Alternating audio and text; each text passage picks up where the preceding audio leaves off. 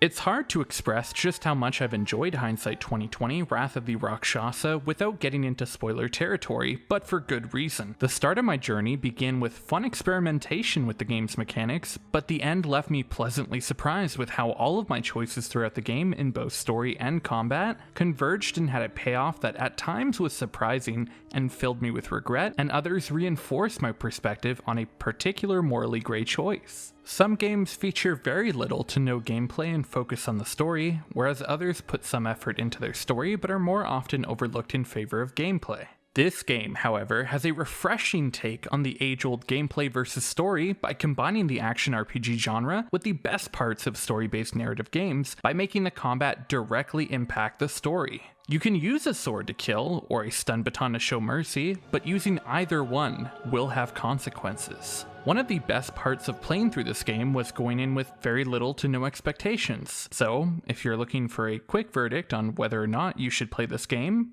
the answer is yes.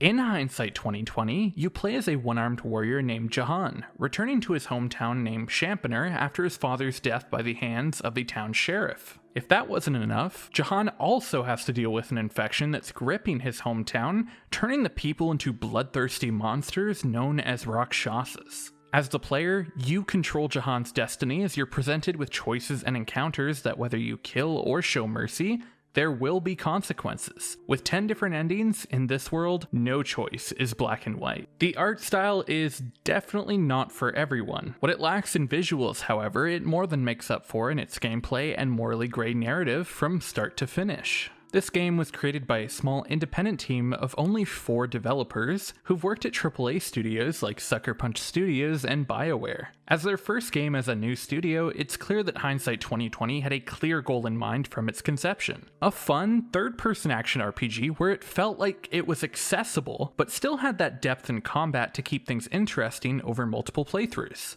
The game clocks in at about a 5-hour playthrough for the average player, and I think the length fits perfectly for this kind of game, as after my first playthrough I wanted to immediately do a second one to see just how different I could make things by doing the complete opposite of what I did the first time.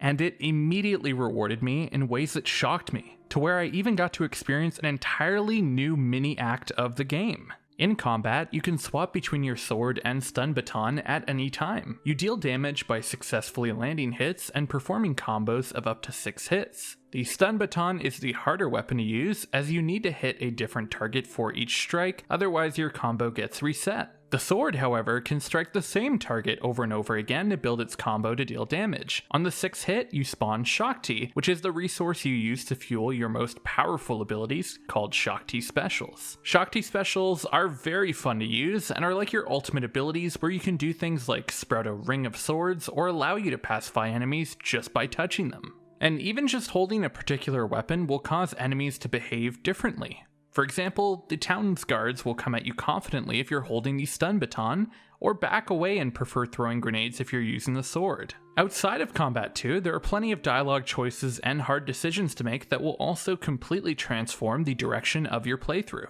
As you progress through the game, there are additional abilities you'll learn to use and unlock, as well as collectible scrolls that give you lore about certain characters and the world. There are plenty of puzzles between combat encounters and characters to interact with story beats progressing at a pace that doesn't overstay its welcome. Hindsight 2020 Wrath of the Raakshasa tells its story in a balanced fashion through both gameplay and dialogue in a way that's a breath of fresh air for the genre, so there's very little reason not to pick up this title for a playthrough or more.